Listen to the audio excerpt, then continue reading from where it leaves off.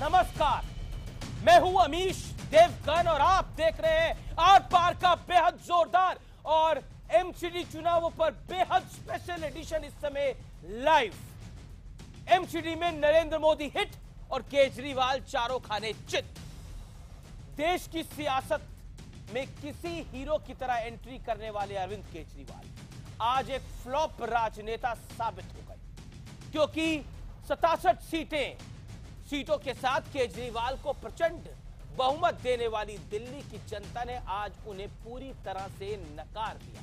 लेकिन सवाल इस हार का नहीं है, सवाल नैतिकता पर है। उन लंबे चौड़े भाषणों का है जिन्हें अरविंद केजरीवाल सुनाते रहे। आपको याद होगा, ये वही केजरीवाल साहब हैं जो राइट टू रिकॉल की बात करते थे। कहते थे सरकार अगर निकम्मी हो जाए तो जनता 5 साल क्यों इंतजार करे। तो क्या बड़ी बड़ी बातें करने वाले अरविंद केजरीवाल एमसीडी के नतीजों को अपनी सरकार पर जनमत संग्रह यानी अंग्रेजी में जिसे रेफरेंडम कहते हैं मानेंगे? क्या केजरीवाल दिल्ली के मुख्यमंत्री पद से इस्तीफा देंगे? आज इसी मुद्दे पर बेहद जोरदार, बेहद निर्णायक और जबरदस्त आर पार होगा। दिल्ली में आपका पत्ता हो गया साफ और देश के दिल में यानी दिल्ली के दिल में नरेंद्र मोदी की हुई प्रचंड जीत। भाजपा दिल में भाजपा दिल्ली में, भाजपा दिल में भाजपा दिल्ली।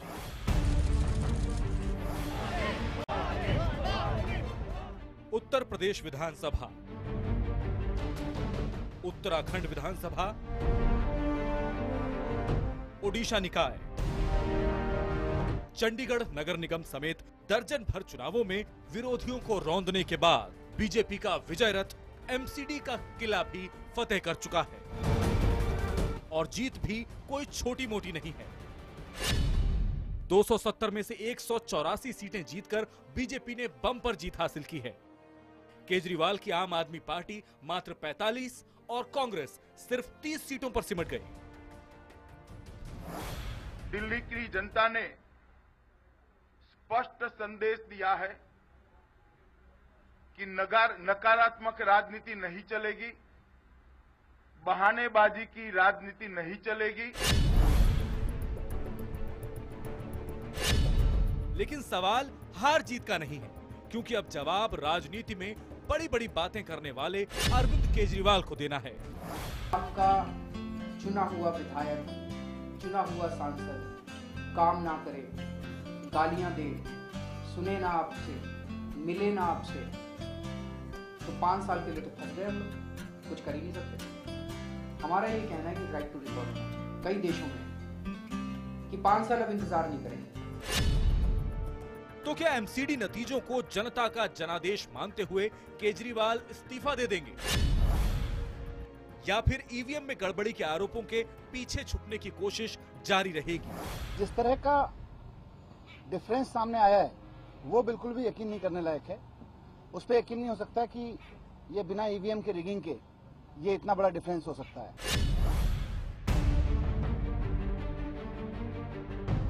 मनीष सिसोदिया ईवीएम पर सवाल खड़े कर रहे हैं, तो इन्हीं के पार्टी के नेता भगवंत मान पार्टी पर ही सवाल खड़े कर रहे हैं। इनका कहना है ईवीएम में गड़बड़ी खोजने का कोई फायदा नहीं है।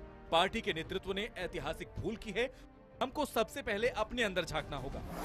इधर दिल्ली में करारी हार के बाद आम आदमी पार्टी और कांग्रेस में कोहराम मच गया है। आम आदमी पार्टी से अलका लांबा और सोमनाथ भारती ने इस्तीफे की पेशकश कर दी है, तो कांग्रेस के अजय माकन और पीसी चाको भी इस्तीफे की पेशकश कर चुके हैं। तो सवाल यही है, क्या बीजेपी को मिल रहे भारी जनादेश के आगे बेहस हो गया है विपक्ष? और क्या केजरीवाल की नकारात्मक पॉलिटिक्स पर अब ब्रेक लग जाएगा? आज इसी मुद्दे पर होगा आर पार। और अब वो विश्लेषण जिस विश्लेषण का पूरा देश यानी पूरा मुल्क इंतजार करता है। आर पार के विश्लेषण के बहुत मायने होते हैं, क्योंकि ये ट्रेंड सेटिंग विश्लेषण होता है। अरविंद केजरीवाल के भरोसे का अंत हुआ। पहला पॉइंट इसके अंदर, टकराव की राजनीति पर जनता ने, दिल्ली की जनता ने अरविंद केजरीवाल आम आदमी पार्टी को सबक सिखाया, क्योंकि वो हर बात पर मोदी मोदी मोदी करते रहते थे। उसके बाद ईवीएम की आड़ में मनीष सिसोदिया की आपने बाइट सुनी, कई आम आदमी पार्टी के नेता सुबह से स्टूडियोज में घूम रहे हैं, उनकी बाइट आपने सुनी। ईवीएम की आड़ में हार छुपाने की पुरजोर कोशिश है। और चौथी और अहम बात, एमसीडी के नतीजे को अरविंद केजरीवाल और उनकी सरकार क्या जनमत संग्रह मानेगी? क्योंकि वो बार बार जनमत संग्रह की बात करते हैं, रेफरेंडम की बात करते हैं। क्या इसको रेफरेंडम नहीं मानना चाहिए कि 2 साल की सरकार को, जिसको इतनी प्रचंड जीत मिली, अभी भी 66 विधायक आपके हैं और आपका सुपड़ा साफ हो जाए एमसीडी के अंदर, जनता आपको रिजेक्ट कर दे, कई जगह आपकी जमानत जब्त हो जाए। और अब मेरे साथ आज के इस पैनल में कई सारे मेहमान जुड़ रहे हैं। मेरे साथ डॉक्टर संबित पात्रा है बीजेपी से, मेरे साथ कांग्रेस पार्टी के वरिष्ठ नेता फॉर्मर दिल्ली मिनिस्टर नरेंद्र नाथ साहब जुड़ रहे हैं इस डिबेट के अंदर। मेरे साथ आम आदमी पार्टी के सपोर्टर हैं साजिद रशीदी साहब, अपना व्यू पॉइंट शेयर करने के लिए। आम आदमी पार्टी के स्पोक्स पर्सन को हमने बार बार बुलाने की कोशिश करी, मैंने खुद तक फोन किया कि आप आइए, लेकिन शायद सीधे सवालों के जवाब वो नहीं देना चाहते, इसलिए घबराते हैं आर पार में आने के लिए। मेरा निवेदन एक बार फिर उनसे होगा कि आइए और जवाब दीजिए। सवालों से भागने से कुछ नहीं होगा। सच्चाई को आप जितना दबाएंगे, छुपाएंगे, भागेंगे, वो उतना ही सामने आएगी जैसे इस वक्त सामने आ रही है नतीजों के रूप में। मेरे साथ रशीदी साहब है। रशीदी साहब, मैं बहुत साफ गोई से बहुत सीधा सवाल आपसे पूछता हूं, and this is my straight question to you tonight. Mister Sajid Rashidi साहब, आम आदमी पार्टी का आप सपोर्ट कर रहे हैं, क्या आपको लगता नहीं है ये नकारात्मक राजनीति की, क्योंकि वो राजनीति जिस राजनीति के अंदर आप दूसरे की बात को बार बार काटे, वो राजनीति जिसमें आप किसी और पर ब्लेम गेम करते रहें और अपनी जिम्मेदारी से भागते रहें, उस राजनीति पर रेफरेंडम मिला है जनता का, दिल्ली की जनता का, कि आप अब नहीं चाहिए, आपका पत्ता साफ। नहीं, मेरी समझ में एक बात नहीं आती। मैं सुबह से टीवी चैनल्स देख रहा हूं और हर चैनल जो है इसको सुपड़ा साफ इस तरह की बातें कर रहे हैं और कह रहे हैं रेफरेंडम। रेफरेंडम किसको कहते हैं? रेफरेंडम का मतलब ये थोड़ी होता है कि 48 सीटें हमारी आ गई हैं, कहीं ना कहीं हमारा वजूद है। दूसरे, आप ये देखिए, आपने एक रिपोर्ट में दिखाया कि 40 आदमी, इसको जीत मान रहे हैं 272 सीटों में से 40 आदमियों की सिर्फ जमानत जब्त हुई, बाकी हमारे कहीं ना कहीं वजूद में। खुशी है जमानत जब्त होने पे? नहीं, मैं ये कहना चाह रहा हूं, अरविंद केजरीवाल साहब की बात हुई क्या? हम कांग्रेस से कहीं अच्छी पोजीशन में हैं। अरे आप सरकार में जनाब, आप सरकार में रजौरी गार्डन में आपकी जमानत जब्त हो गई थी। ऐसा तो कई बार हुआ है। अच्छा, कब हुआ ऐसा? शीला दीक्षित सरकार में कब हुआ ऐसा? नहीं, मैं आपको चैलेंज करता हूं, किस सिटिंग गवर्नमेंट की जमानत जब्त हुई है चुनावों के अंदर? बताइए आज, बताइए, देखिए, बताइए आप, बताइए। दीक्षित सरकार में रही और एमसीडी में बीजेपी रही, ठीक है, सब देख लीजिए। और आप ईवीएम को दोषी दे रहे हैं। आप ईवीएम पर तो सवाल है और रहेगा, और ये आज नहीं। आपके नेता कह रहे हैं ईवीएम ने जितवाया। बीजेपी के नेता ने शुरू की थी, अडवाणी जी ने शुरू किया था। आप उठाकर देखिए हिस्ट्री को, उठाकर देखिए हिस्ट्री को। सबसे पहले बीजेपी के नेताओं ने इस काम को शुरू किया था। You made your point. हम तो उस बात को आगे बढ़ा रहे हैं। Sajid Rashidi, you made your point. Now Sambit Patra, your turn. मैं सुबह से तमाम आम आदमी पार्टी के नेताओं को सुन रहा हूं। मनीष सिसोदिया, ईवीएम जिम्मेदार है। आशुतोष, ईवीएम जिम्मेदार है। तमाम आम आदमी पार्टी के नेता कह रहे हैं कि खुद केजरीवाल कह रहे हैं ईवीएम की जीत है, ये बीजेपी की जीत नहीं है, ईवीएम की लहर है। क्या कहना चाहते हैं, ईवीएम की लहर या आम आदमी पार्टी की नकारात्मक राजनीति पर जनता का पलटवार?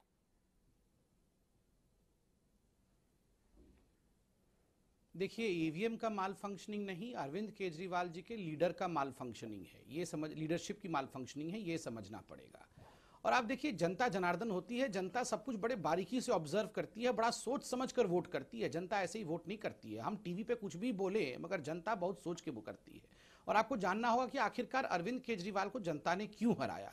मैंने बार बार कहा है कि 3 A's हैं जिसके कारण अरविंद केजरीवाल को हराया गया। एरोगेंस, ये नंबर 1 है। इतना अहंकार, इतना घमंड खुद के ऊपर। उनके बॉडी लैंग्वेज को देखिए, जनता को अहंकार, घमंड, एरोगेंस कभी पसंद नहीं है। दूसरा है एम्बिशन ऑफ सेल्फ, अपनी महत्वाकांक्षा दिल्ली की जनता के महत्वाकांक्षाओं से ऊपर।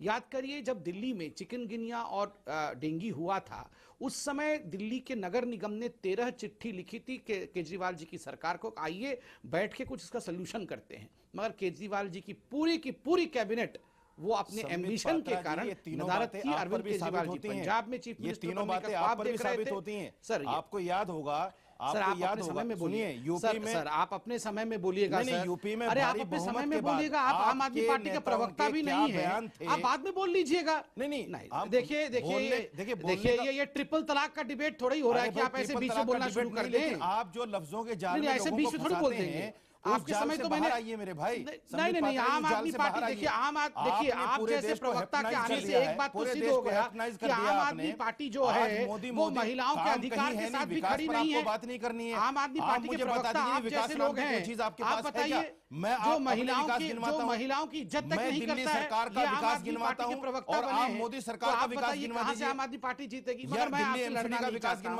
आप बोल लीजिए, आप कर लीजिए ना, आप बोल लीजिए। आप विकास पर बात नहीं, कर इसको जनमत संग्रह मानते नहीं मानते? आपने पूरी दुनिया, पूरे हिंदुस्तान को नहीं, ओके, नहीं, ये अब के जाल में फंसा दिया है। अरे जनता, ये बड़ा एक फार्मूला आप रख रहे हैं। ठीक है रशीदी, मौलाना रशीदी, आप आम आदमी पार्टी को के समर्थक है और आप अपनी अपनी राय रखी। संबित पात्रा 30 सेकंड आपको है, क्या इसको जनमत संग्रह नहीं मानना चाहिए?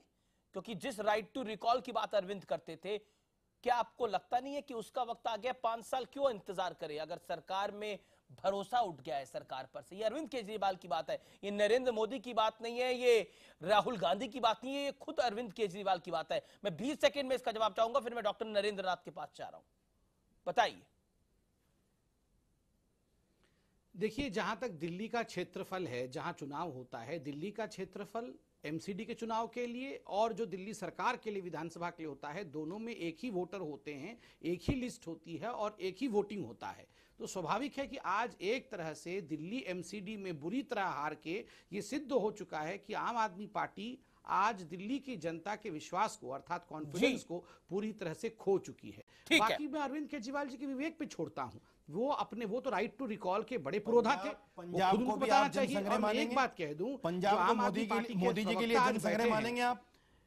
देखिए रशीदी साहब, वो भी बता दीजिए ना। मैं तो बड़ा आश्चर्य हो रहा हूं कि इनको देखिए, अरे भाई 4 साल की पार्टी, दिल्ली में हमारी सरकार है, पंजाब में हम मजबूत विपक्ष में है, 4 हमारे सांसद आप इसको जीत मान रहे हैं क्या? नहीं, मेरे को मौलाना रशीदी, आप फिर देश की दिल्ली की जनता को शुक्रिया अदा कर दीजिए और बोल दीजिए ईवीएम पे जो हम ठीकरा फोड़ रहे थे वो गलत फोड़ रहे थे, हमारी तो जीत हुई है, बीजेपी हारी है। आप बोलिए इस बात को, खुल के बोलिए, आज खुल के बोलिए कि हमारी जीत हुई है, आम आदमी पार्टी जीत कर आई है, हम जनता का शुक्रिया अदा करते हैं और ईवीएम की गलती से हम जीत गए हैं। बोलिए ये बात, बोलिए लाइव डिबेट के अंदर। हम जीत गए हैं, इसमें कोई दो राय नहीं जीते हैं मतलब आप बार-बार इस बात को टीवी चैनल्स वाले जो आप पार्टी को कहने सुपर, मैं कैसे व्यूअर्स सुपड़ा के साफ कह देंगे उसको? व्यूअर्स सुपड़ा साफ तो विधानसभा में हुआ था बीजेपी का, 70 सीटों में से 3 सीटें आई थी। इसको कहते हैं बिल्कुल हुआ था सुपड़ा साफ, बिल्कुल हुआ था बीजेपी का सुपड़ा साफ। 28 से 3 आए थे, लेकिन क्या उस 28 सीटों का, उन 3 सीटों का बदला नरेंद्र मोदी और अमित शाह ने लिया है अरविंद केजरीवाल से सीधा? ओके, मैं नरेंद्र नाथ का रुख करता हूं। नरेंद्र नाथ साहब, कांग्रेस पार्टी इस समय खुश है या परेशान है? क्योंकि आप नंबर 3 के नंबर 3 पे खड़े हैं। बीजेपी एक बार फिर एमसीडी में सरकार बनाने जा रही है, लेकिन कांग्रेस की स्थिति क्या है? अमरिंदर सिंह लवली से लेके बरखा सिंह, तमाम नेता अस्त व्यस्त हो गए हैं। कांग्रेस खुश है, हंस रही है या रो रही है? मैं ये जानना चाहता हूं। यू आर हैप्पी और यू आर सैड? देखिए, जहां तक कांग्रेस पार्टी का सवाल, कांग्रेस पार्टी का जहां तक सवाल है, भाई जो पार्टी जीतती है नेचुरली है कि मैं तो उसको बधाई देता हूँ इस बात के लिए पहले। और दूसरा ये है कि जहाँ तक खुश और नाखुश की बात है, ये तो पार्टी में हर चीज़ चलती रहती है, कोई नई बात थोड़ी है इसमें। आप मुझे बताइए ज़रा, 2015 में जब 67 सीटें ली थी आप अरविंद केजरीवाल ने, क्या तब ईवीएम मशीन खराब ही नहीं थी? आज अगर वो हार रहे तो ईवीएम मशीन को दोष क्यों दे रहे हैं?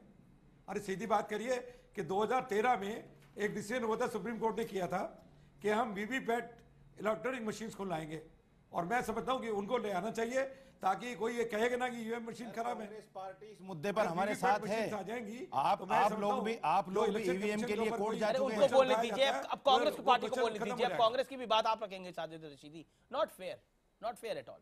लेट हिम मेक हिज बीच में क्यों बोलने लगते हैं? मैं तो कह रहा हूं रशीदी साहब, आप हर जगह बीच में क्यों बोलने लगते हैं? प्रवक्ता भी नहीं है आम आदमी पार्टी के, फिर भी बोलने लगते हैं। नहीं, मैं सपोर्टर हूं भाई, सुप्रीम कोर्ट का ऑर्डर था तो मुझे हक है बोलने का। नहीं तो सपोर्टर है तो शांति से सपोर्ट करिए ना। हाँ। शांति से सुप्रीम सपोर्ट कोर्ट होता का है, हर ऑर्डर चीज में 2000 दंगा करके सपोर्ट करना है क्या? दंगा तो आप लोग शांति कर से रहे हैं, सपोर्ट हम हो थोड़े सकता कर रहे है। हैं। तो देखिए डिबेट, देखिए कौन अरे दंगा भाई, कर रहा है दो डिबेट में। सुप्रीम कोर्ट का ऑर्डर हर था जगह घुस के 2013 सबके का ऊपर चढ़ के, एक तो कि हारे हैं, शांति से बैठ के थोड़ा ध्यान तपस्या कीजिए। जी ओके, अरे नरेंद्र भाई, नाथ साहब बोल अपनी दोगे बात नहीं, कहिए, आप लड़ते क्या कहना रहोगे चाह आपस रहे हैं? में। बोलिए नाथ साहब, बताइए सर। मैं कह रहा था सुप्रीम कोर्ट का एक ऑर्डर हुआ था 2013 में, सुप्रीम कोर्ट का ऑर्डर हुआ था कि जो ईवीएम मशीन्स हैं इनके बजाय वीवीपैट इलेक्ट्रॉनिक मशीन लगाई जाएंगी। तो मैं ये समझता हूँ शायद अब इलेक्शन कमीशन ने उसका ऑर्डर कर दिया है और वीवीपैट जी। मशीन आ जाएंगी। मैं समझता ईवीएम का जो बार बार बहाना है कि ईवीएम मशीन खराब है, ईवीएम खराब है, तो बहाना खत्म हो जाएगा। जी दूसरी बात जी, ये है कि जी नाथ साहब, 2015 में जब केजरीवाल साहब जीते थे तब ये क्या ईवीएम मशीनें ठीक थी उस समय? नहीं अब आप अभी अब EVM तो मशीनें ये तो खराब नहीं आप हुई ही में थी। कंफ्यूजन है, आपकी तो पार्टी मैं के कुछ इलेक्शन लोग कमीशन को ब्लेम करना। ईवीएम दिग्विजय सिंह कह रहे हैं ईवीएम माता की जय हो, आप कह रहे हैं ईवीएम मशीनें तो ठीक है, अरविंद केजरीवाल बहाना कर रहे हैं, वही तो समझ नहीं आ रहा। आप हंस रहे हैं, आप देखिए, खुश मैं हैं, आप आपसे पहले- परेशान मैं- हैं, आप हंस रहे हैं, नहीं, रो मैं- रहे हैं, क्या कहना मैं- क्या चाह रही है कांग्रेस? क्या या फिर कांग्रेस देखिए, दिल्ली मैं के कह रहा हूं, मामले के अंदर मैंने आपसे कंफ्यूज कहा है? मैं एक ब्रेक लेता हूं, एक सारे- अंतराल सारे लेता हूं, जज- कांग्रेस के कंफ्यूजन पे भी बात करेंगे। लेकिन मेरे साथ मनोज तिवारी, दिल्ली के स्टेट प्रेसिडेंट, वो स्टेट प्रेसिडेंट जिन्होंने बीजेपी को प्रचंड जीत दिलाई है, वो स्टेट प्रेसिडेंट जिन्होंने अरविंद केजरीवाल से 2015 की जबरदस्त हार का बदला लिया है, वो मेरे साथ अब से कुछ मिनटों में लाइव होंगे एक्सक्लूसिवली बात करने के लिए। मैं ब्रेक के बाद आ रहा हूं और सीधा मनोज तिवारी के पास जा रहा हूं एक छोटे से अंतराल के बाद। और इस दौर में मेरे साथ मनोज तिवारी लाइव होंगे अब से कुछ मिनटों में, मैं सीधा उनके पास चलूंगा, वो मेरे साथ बने हुए हैं। लेकिन पहले मैं रुक कर लेता हूं योगेंद्र यादव का। योगेंद्र यादव भी मेरे साथ इस दौर में जुड़ गए हैं। यादव साहब, आपकी पार्टी हारी है और बीजेपी जीती है, लेकिन आप ईवीएम को दोषी नहीं मान रहे, लेकिन आपकी पुरानी पार्टी आम आदमी पार्टी क्यों ईवीएम को दोषी मान रही है? इस सवाल का मैं जवाब आपसे जानना चाहता हूं, क्यों उनको ऐसा लग रहा है?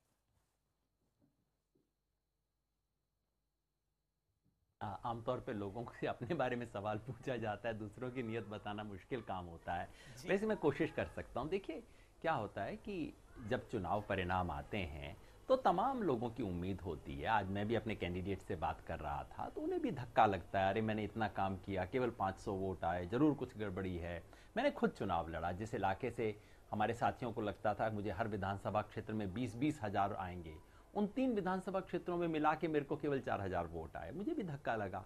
और ऐसे में कुछ उटपटांग विचार हर एक के दिमाग में आते हैं और लीडरशिप का काम होता है उन उटपटांग विचारों को रोकना और अपने कैंडिडेट्स को और अपने आप को आईना दिखाना, देखो सच्चाई ये है, कोई बात नहीं, धक्के से उबर जाओ। यही हम करते हैं। हमने भी चुनाव लड़ा, जाहिर है कम वोट पाके, कोई भी सीट ना पाके किसी को भी अच्छा तो नहीं लगता, लेकिन आज का दिन है जनता की जनादेश के सामने सर झुकाने का। तो हमने कहा ठीक है, दिल्ली की जनता ने जनादेश दिया है, बीजेपी को सत्ता में बैठने का जनादेश दिया है, उसको बधाई हो। कांग्रेस और आम आदमी पार्टी को जिम्मेवारी दी है सदन के अंदर बैठ के विपक्ष करने की, उन्हें जिम्मेवारी संभालनी चाहिए। हम जैसे लोगों को जिम्मेवारी दी है बाहर सड़क पे खड़े होकर चौकीदारी करने की, हमें सर झुका के उसे स्वीकार करना चाहिए, काम करना चाहिए, तभी लोकतंत्र चल सकता है। अगर हर बार हारने वाली पार्टी कहे कि अब मैं चुनाव का परिणाम नहीं मानूंगी क्योंकि मैं हार गई, तो कैसे लोकतंत्र चलेगा? मैं समझता हूं कि आम आदमी पार्टी के नेतृत्व शायद इतना कट गया होगा लोगों से, या तो उन्हें पता नहीं है कि क्या हो रहा है जमीन पे, या पता तो है लेकिन एक बहाना बनाना, लोगों को उलझा देना बहुत उपयोगी लग रहा है। लेकिन मैं समझा नहीं, एक तरफ वो कह रहे हैं कि ईवीएम के कारण हुआ, दूसरी तरफ उनके दिल्ली के संयोजक इस्तीफा दे रहे हैं, तो इन्हें इलेक्शन कमीशन को इस्तीफा देना चाहिए ना, इनके संयोजक को इस्तीफा क्यों देना चाहिए अगर ईवीएम का दोष था तो? आपकी बात के अंदर एक बड़ा पॉइंट है योगेंद्र जी, आपका बड़ा परिचय है कि आप इस देश के बड़े राजनीतिक समीक्षक भी हैं, इलेक्शन समीक्षक भी हैं, चुनाव समीक्षक भी है, बड़ा परिचय आपका ये है। देखिए अरविंद केजरीवाल जब रेफरेंडम की बात करते थे, जब राइट टू रिकॉल की बात करते थे, उस दौर में आप भी अरविंद के साथ थे। मैं आपसे ये जानना चाहता हूं क्योंकि ये न्यूज पॉइंट है, क्या जनमत संग्रह इसको नहीं समझना चाहिए? और जो चिट्ठी भी आपने लिखी है, क्या इसको जनमत संग्रह समझकर अरविंद केजरीवाल को नहीं कहना चाहिए सर झुकाकर कि वहां वाकई दिल्ली की जनता को हमारा काम लगता है पसंद नहीं आ रहा, हम दोबारा चुनाव में जाना चाहते हैं। क्या हुआ उन वादों का, क्या हुआ उन बड़ी बड़ी बातों का, जिन बातों को करके अन्ना हजारे के आंदोलन से ये पार्टी निकली और आज किसी भी पॉलिटिकल पार्टी के बराबर आके खड़ी हो गई है। There is no difference in that in Aam Aadmi Party और any other political party. Yogendra ji, मैंने ये चिट्ठी दरअसल चुनाव से एक दिन पहले लिखी थी और कहा था कि मैं चिट्ठी इसलिए पहले लिख रहा हूं ताकि आपको ये ना लगे कि परिणाम देखने के बाद लिख रहा हूं। और मैंने कहा था कि आपने स्वयं इस चुनाव को अपने पर्सनल रेफरेंडम में बदल दिया है। ऐसा जरूरी नहीं कि हर चुनाव कोई सीएम पे रेफरेंडम हो, पीएम पे रेफरेंडम हो, ऐसा होता नहीं है। लेकिन आप मानेंगे कि दिल्ली के एमसीडी चुनाव को अरविंद केजरीवाल जी ने बिल्कुल स्वयं अपने ऊपर रेफरेंडम में बदला। बार बार कहा दिल्ली को क्या चाहिए, केजरीवाल या विजेंद्र गुप्ता, केजरीवाल पे विश्वास करो, केजरीवाल के लिए ये करो। यहां तक कि पार्टी के बैनर, पोस्टर, होर्डिंग में पार्टी का नाम तक नहीं था। ये अद्भुत है, मैंने आज तक कहीं नहीं देखा चुनावी पोस्टर जिसमें पार्टी का नाम ना हो। जब आप स्वयं किसी चुनाव को इतना पर्सनल रेफरेंडम बना लेते हैं तो मैंने इतना ही कहा था कि देखिए अगर आप इसमें सफल हो तो बधाई हो, फिर मेरे जैसे लोगों को चुप हो जाना चाहिए, मानना चाहिए कि आपके साथ जनता है। और अगर आप सफल ना हो तो नैतिकता की मांग है कि आपको मुख्यमंत्री पद से हट जाना चाहिए और आपकी सरकार को जनता के बीच में जाके एक रेफरेंडम करवाना चाहिए और रिकॉल के सिद्धांत के तहत जनता से पूछना चाहिए कि क्या हमें आगे 3 साल चलने का हक है। बड़ी साधारण सी बात कही थी मैंने। मैं संबित का रुख करता हूं। संबित, एक सवाल, क्योंकि कई लोगों ने ट्विटर पे लिखा है, कई लोगों ने फेसबुक पे लिखा है, क्या दिल्ली को वाकई सीएम की जरूरत है? क्योंकि पहले यहां पर म्युनिसिपल कॉर्पोरेटर हुआ करते थे, मेट्रोपॉलिटन काउंसिलर हुआ करते थे। क्या आपको लगता नहीं है कि दिल्ली को वाकई सीएम की जरूरत है? इस डिबेट का भी आगाज होता है। What is your take? नहीं, देखिए आपका जो प्रश्न था, और ये हकीकत है कि पहले यहाँ पहले मेट्रोपॉलिटन काउंसिल होता था और मेट्रोपॉलिटन काउंसिल के जो हेड होते थे वो सीएम के रूप में काम करते थे, डेजिग्नेट सीएम नहीं होते थे। मगर कालक्रम में बहुत लोगों ने सोचा होगा और उसके बाद हमने यहाँ सीएम देखा। आज मुश्किल क्या है, देखिए क्यों ये डिबेट पुनः खड़ा हुआ है। डिबेट इसलिए खड़ा हुआ है क्योंकि दिल्ली ने कद्दावर लोगों को देखा है सीएम के रूप में। सुषमा जी को देखा हमने, बहुत बड़े बड़े लोगों को देखा, और आज अचानक अरविंद केजरीवाल जी को जब देख रहे हैं तो इन लोगों के मन में ये सवाल आता है कि आखिर ये किस प्रकार के सीएम है। और मैं बार बार अरविंद केजरीवाल जी के लिए कहता हूं, नहीं ठीक है, शीला दीक्षित जी को भी देखा, वो हमारी ओपोनेंट थी, फिर भी हम सब उनका आदर से नाम लेते हैं। बड़ा विषय है कि अरविंद केजरीवाल एक फ्लाई बाय नाइट ऑपरेटर के रूप में दिल्ली में आए। उन्होंने दिल्ली की हैसियत कुछ नहीं समझी, जबकि दिल्ली ने उनको इतिहास दिया, दिल्ली ने उनको बहुत बड़ी विक्ट्री दी। मगर उनको लगता था कि दिल्ली के मुख्यमंत्री के रूप में शाम तक मुख्यमंत्री बन जाए और सुबह तक वो देश का पीएम बन जाए। देखिए ये जो जल्दबाजी होता है, जब भी अपनी महत्वाकांक्षा की ऐसी लड़ाई होती है तब कहीं ना कहीं क्रैश लैंडिंग हो जाता है। और आज मैं कह सकता हूं अरविंद केजरीवाल जी के जो महत्वाकांक्षाओं की उड़ान थी उसकी एक क्रैश लैंडिंग हुई है। और इसीलिए ये डिबेट चल रहा है कि क्या ऐसे मुख्यमंत्री जो प्रधानमंत्री को गाली दे, जो इलेक्शन कमीशन पे सवाल उठाए, जो तमाम जो इंस्टीट्यूट से हिंदुस्तान के लोकतंत्र पे उस पे उंगली उठाए, क्या ऐसे मुख्यमंत्री की आवश्यकता है? जी, मैं नरेंद्र नाथ आप पर भी आऊंगा, लेकिन इस समय मेरे साथ मनोज तिवारी, दिल्ली बीजेपी प्रेसिडेंट, इस समय लाइव है। मनोज तिवारी, स्वागत है आपका इस बड़े और खास दिन पे। आर पार में आपका स्वागत है। मनोज तिवारी, मैं जब राजौरी गार्डन का नतीजा आया था तो कुमार विश्वास ने एक ट्वीट किया था और उस ट्वीट में लिखा था, पानी आंख में भरकर लाया जा सकता है, अब भी जलता शहर बचाया जा सकता है। अब्बास ताबिश साहब का यह शेर था जो इन्होंने 13 अप्रैल 2017 को ट्वीट करके लिखा था। लेकिन पानी आंख में भर लिया गया है, जलता शहर बचाया नहीं गया है, इसीलिए आज आम आदमी पार्टी का यह हश्र हो गया है। और यह माना जा रहा है कि 2015 की जबरदस्त हार का बदला मनोज तिवारी ने अरविंद केजरीवाल से ले लिया है। क्या कहते हैं आप? क्या शेर से अपनी बात की शुरुआत करेंगे मनोज तिवारी? वो कहते हैं ना कि सदियों से ठंडी बुझी राग सुगबुगा उठी, मिट्टी सोने का ताज पहन इतराती है, दो राह समय के रथ का घर घर नाद सुनो, सिंहासन खाली करो कि जनता आती है। जनता वही जो बड़ी परेशान है जनता वही, जो झुग्गियों में पानी के बिला हलकान है जनता वही, जो अनऑथराइज कॉलोनियों को ऑथराइज करने के लिए उसकी आंखों में वीरानगी है। तो मैं समझता हूँ आज जो कुछ भी हुआ है, आप निश्चित रूप से हमारे संबित पात्रा जी हमारी सारी बात रखने के लिए आपके पास हैं, लेकिन फिर भी अमित जी मैं आपके पास आया हूँ, सिर्फ ये कहने आया हूँ कि जब जब आप नकारात्मक राजनीति में प्रवेश करते हैं, जनता आपको निकाल के बाहर कर देती है। हम किसी बदला में विश्वास नहीं करते। ये भारतीय जनता पार्टी नरेंद्र मोदी जी के नीतियों पे, राष्ट्रीय अध्यक्ष अमित शाह जी के योजनाओं पे, अपने कार्यकर्ताओं की मेहनत पे और जनता के साथ ईमानदारी से कदम मिला के चल रही है। ये उसकी जीत है, लेकिन हम पॉजिटिव एटीट्यूड के साथ चल रहे हैं। शायद यही लोगों को अच्छा लग रहा है। आज का जो रिजल्ट है जी, निश्चित रूप से वो हमारे लिए चुनौती है और दिल्ली को खुशियों का हक देना हमारा परम कर्तव्य है। नहीं, बिल्कुल। आपने बोला अमित शाह की रणनीति पर काम कर रहे हैं और नरेंद्र मोदी की अगुवाई में काम कर रहे हैं, लेकिन उसी अगुवाई के चलते आपको एमसीडी का कोई भी कॉर्पोरेटर आप नहीं रख पाए। आपको सारे कॉर्पोरेटर बदलने पड़े क्योंकि आप में भी डर था, क्योंकि केजरीवाल ने जो 2015 में करा था, अगर कहीं कॉर्पोरेशन में हो जाता तो बड़े सारे सवाल खड़े हो जाते। एक डर तो था आपके मन के अंदर। तमाम कैंडिडेट्स आपको बदलने पड़े। That's my straight question to you Manoj Tiwari.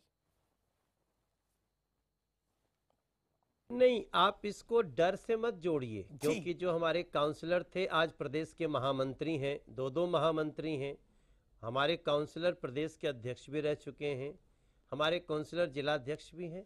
हमारा डर नहीं था, एक हमारी नई सोच थी कि जो लोग कल तक दरी लगाते थे, कुर्सियां लगाते थे, झंडे लेके दौड़ते थे बहुत दिनों से, उनको भी मौका दी जाए और एक नए हिंदुस्तान के साथ नई दिल्ली की रचना में नए चेहरे आए। इसको आप डर से मत जोड़िए भैया, बीजेपी डरती नहीं है। अच्छा, एक बिल्कुल बीजेपी नहीं डर रही, लेकिन एक सवाल तो बनता है इस मौके पर।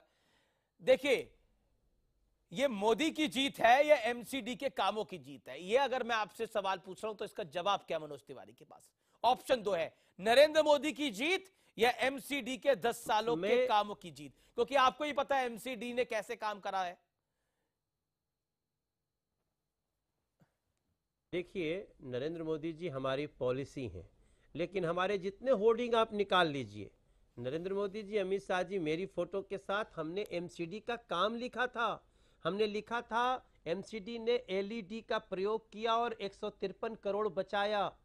जहां जहां एलईडी लगाए हैं वो जगह आपको सुंदर लगेगी जब आप वहां बैठेंगे। हमने लिखा था हमने मेडिकल कॉलेज बनाया, हमने लिखा था हमने कूड़े से बिजली बनाने का संयंत्र बनाया, हमने लिखा था हमने इंग्लिश मीडियम जीत स्कूल किसकी? बनाया, एमसीडी के कामों की कि नरेंद्र मोदी की? 5 स्टेडियम बनाया। नहीं, एमसीडी के काम लिखे थे और भविष्य में नरेंद्र मोदी के सपनों की दिल्ली बनानी है तो निश्चित रूप से Narendra Modi is our policy, वो हमारे पॉलिसी है। उनका नमवा लेते भाई सब लोग समझ जाता है ना कि कितना अच्छा काम होगा, तो उससे क्यों परेशान है विपक्षी लोग। अच्छा चलिए, ये जो अरविंद केजरीवाल और उनके तमाम साथी मनीष सिसोदिया कह रहे हैं ये ईवीएम की जीत है, ये जीत भारतीय जनता पार्टी की नहीं है, ये वही बयान है जो मायावती ने दिया था यूपी में हार के बाद। तो ईवीएम में क्या आप लोग गड़बड़ कर रहे हैं कि सारे वोट आप लोगों को मिल जाते हैं? ऐसा क्या करते हैं आप लोग? ये सीधा सीधा जनता का अपमान है, ये सीधा सीधा मतदाताओं को इंसल्ट करना है। जो हाल उस बयान के बाद बहन मायावती जी का किया जनता ने, और वही हाल अब ईवीएम में बार बार गड़बड़ी देखने वाले आम आदमी पार्टी का कर रहा है। अब देखिए ना, आम आदमी पार्टी के लोग ही अपने नेता के खिलाफ बयान दे रहे हैं। मैं समझता हूं दोष कहीं है तो वो आम आदमी पार्टी की सोच में है, अरविंद केजरीवाल जी के मस्तिष्क में है।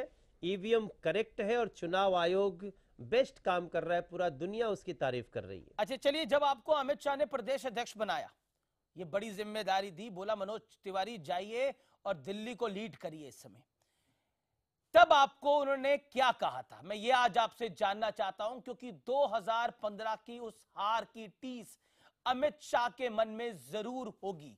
2015 की उस भव्य हार की टीस नरेंद्र मोदी के मन में जरूर होगी, जो कि देश के प्रधानमंत्री है।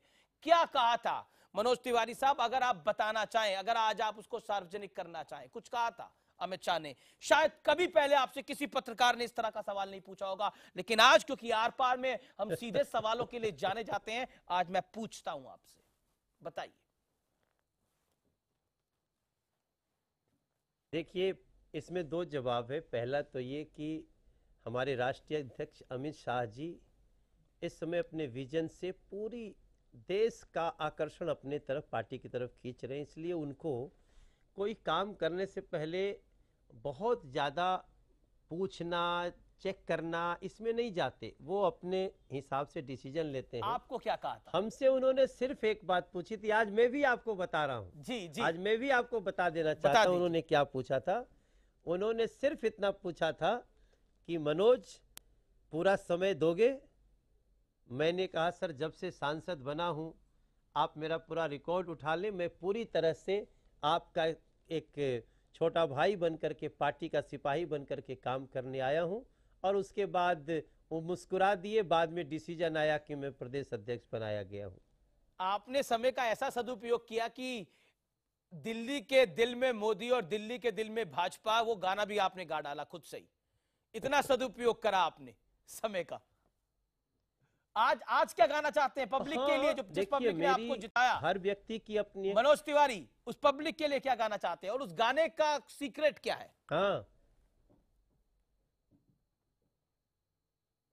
उस गाने का सीक्रेट यही है कि वो गाना नहीं है जी, वो हमारा विजन है, हमारा मंत्र है कि झुक। वो गाने का कभी लाइन आप सुनिएगा, आपके जितने आज चर्चा में लोग बैठे हैं सभी लोग बड़े विद्वान हैं, आप सुना दीजिए। मेरा प्रणाम, मैं भूल गया था प्रणाम करना। हमारे हाँ, झुग्गी झुग्गी जाना है, हर घर में दीप जलाना है, दिल्ली के बच्चों के चेहरों पर खुशियां बिखराना है, सीसीटीवी एलईडी से सहज सुरक्षा लाना है, घर घर में पानी का नल हो, दिल्ली ग्रीन बनाना है। हम चलेंगे संग किसानों के, हम चलेंगे संग जवानों के, राष्ट्रवाद की अलख जगाते दिल्ली के दीवानों के, जिसने जेब पे डाका डाला उसको सबक सिखाना है, अपने दिल्ली के बच्चों के चेहरे पर खुशियां बिखराना है। हो दिल की सुन लिए, दिल की सुन लिए, भाजपा चुन लिए, जीत गए जनमन, मिलके चल दिए खिल गए, देखो मोदी कमल तरंग, भाजपा दिल में भाजपा दिल्ली में। ये तो मेरा विजन है भैया, ये कोई गाना नहीं है, ये मंत्र है जी। और इसी के साथ हमें अगले समय में काम करना है। जी, मैं आपसे बिल्कुल रैपिड फायर राउंड करता हूं और मैं आपसे दो सवाल पूछूंगा बहुत सीधे। क्या आपको लगता है जिस राइट टू रिकॉल की बात अरविंद केजरीवाल साहब करते थे, जिस जनमत संग्रह की बात अरविंद केजरीवाल करते थे, उसका वक्त आ गया है?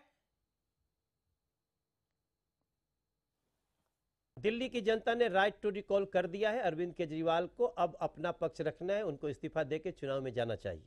मेरा दूसरा सवाल आपसे, क्या दिल्ली को सीएम की आवश्यकता है? क्योंकि दिल्ली में पहले भी मेट्रोपॉलिटन काउंसलर होता था, क्या सीएम की जरूरत है दिल्ली के अंदर? इस डिबेट का आगाज हुआ है आज सोशल मीडिया से, मैं आपसे जानना चाहता हूं इसका जवाब। बतौर Delhi state BJP president, what is your take? निश्चित रूप से दिल्ली को सीएम की जरूरत है और अगला सीएम भारतीय जनता पार्टी का होगा, यह भी मुझे पता है। और अगले सीएम के मनोज तिवारी भी हो सकते हैं सीएम कैंडिडेट।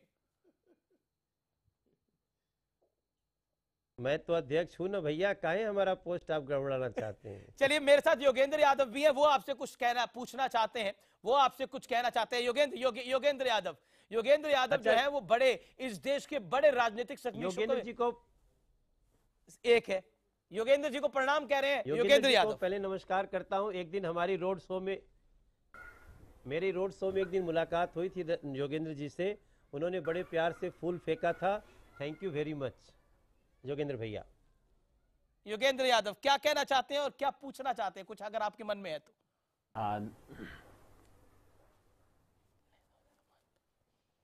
देखिए, आज भारतीय जनता पार्टी जीती है और ऐसे समय में समय है उन्हें बधाई देने का, क्योंकि अगर दिल्ली की जनता ने भारतीय जनता पार्टी में विश्वास व्यक्त किया है तो जनता के आदेश का सम्मान करने के नाते मेरा धर्म बनता है कि मैं भारतीय जनता पार्टी को बधाई दूं।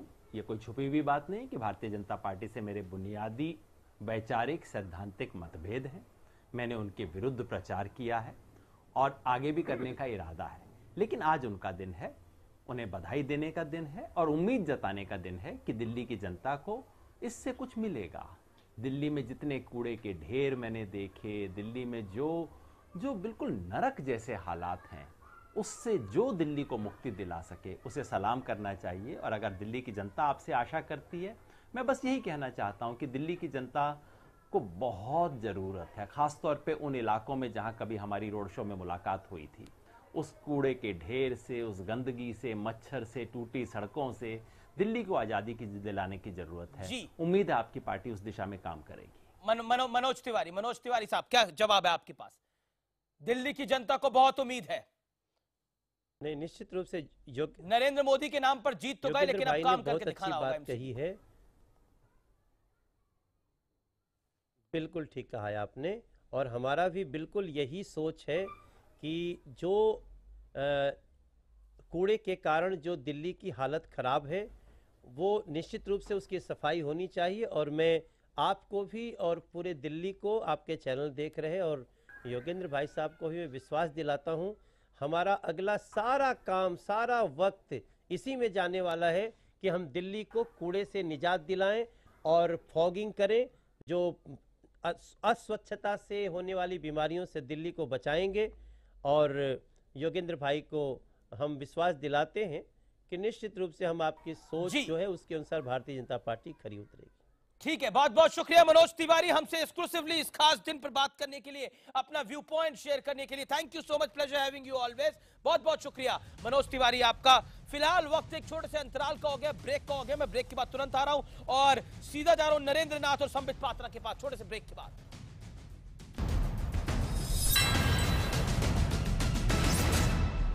Welcome back. आप देख रहे हैं आर पार इस समय लाइव, और मेरे साथ कई बड़े मेहमान इस समय हैं। मेरे साथ योगेंद्र यादव हैं, मेरे साथ इस डिबेट के अंदर साजिद रशीदी साहब हैं, मेरे साथ नरेंद्र नाथ साहब हैं, मेरे साथ केंद्रीय मंत्री विजय गोयल इस समय बने हुए हैं एक्सक्लूसिव बातचीत करने के लिए। विजय गोयल साहब मेरे साथ बने हुए हैं। मैं गोयल साहब आपके पास आता हूं, लेकिन नरेंद्र नाथ आपसे मैं एक सवाल पूछना चाहता हूं।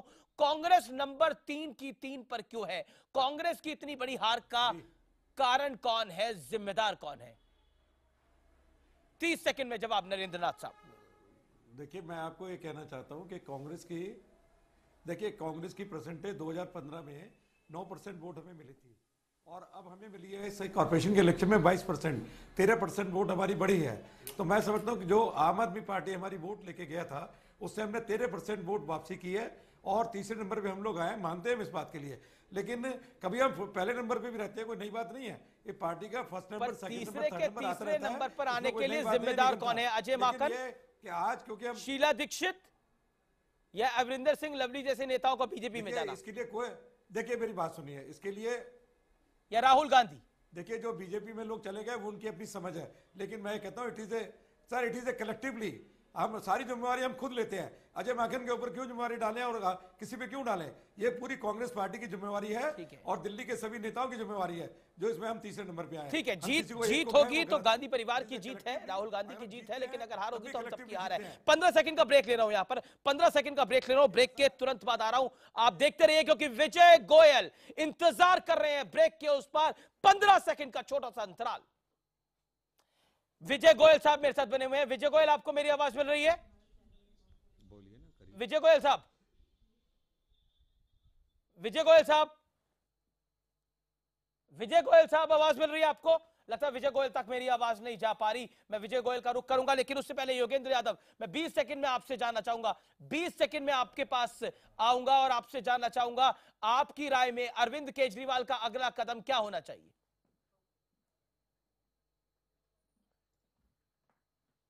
लगता है योगेंद्र यादव तक भी आवाज नहीं जा पा रही। रशीदी साहब, अरविंद केजरीवाल को क्या इस्तीफा दे देना चाहिए यहां पर? बताइए। नहीं, देखिए, एक चीज मैं वाजे कर देना चाहता हूं कि दिल्ली में बिजली का जो मामला है, पानी का जो मामला है, स्वास्थ्य को आप देख लीजिए, जहां दवाई नहीं मिलती थी, जहां डॉक्टर सही से ट्रीट नहीं करते थे, जहां जो है एक्सरे भी फ्री नहीं होता था, वहां MRI तक फ्री हो रही है। आप एजुकेशन में जाकर देख लीजिए, आज सरकारी स्कूलों की वो हालत है जो प्राइवेट स्कूलों की हालत थी। इसके बाद भी आप कहते नहीं करना चाहिए। विजय गोयल मेरे साथ इस समय थ्रू है। Mister Vijay Goyal, can you hear me? Goyal साहब, आपको मेरी आवाज मिल रही है? केंद्रीय मंत्री विजय गोयल मेरे साथ इस समय लाइव है। गोयल साहब वो शख्स है जिन पर अमित शाह ने, नरेंद्र मोदी ने जीत की जिम्मेदारी डाली थी। श्याम जाजू, विजय गोयल, मनोज तिवारी की तिकड़ी को जिम्मेदारी दी गई थी कि अरविंद केजरीवाल से 2015 की करारी हार का बदला लेने की। क्या विजय गोयल साहब नरेंद्र मोदी की प्रचंड लहर के आगे अरविंद केजरीवाल और कांग्रेस नतमस्तक हो गए हैं, या फिर आपको लगता है अरविंद केजरीवाल के खराब काम के चलते यह प्रचंड जीत मिली है बीजेपी को? What is your take mister Goyal? Over to you. Amish, Delhi की जनता एक ही चीज चाहती थी, दिल्ली के अंदर डेवलपमेंट, दिल्ली के अंदर विकास, और उसने उसके लिए भारतीय जनता पार्टी को चुना। उसके अलग अलग कारण थे जी। पहला कारण उनका यह था कि उनको लगा कि अरविंद केजरीवाल 2015 में 70 में से 67 सीट लेने के बाद कन्फ्रंटेशन की पॉलिटिक्स में लग गए।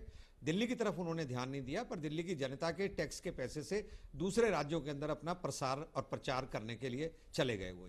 इसलिए उन्होंने देखा कि अरविंद केजरीवाल ने यह भी कहा था कि वो भ्रष्टाचार को दूर करेंगे। भ्रष्टाचार दूर करने की जगह वो उसमें शामिल हो गए। भ्रष्टाचार में 3 मंत्री उनको बर्खास्त करने पड़े, आधे से ज्यादा MLA उनके करप्शन के अंदर आ गए।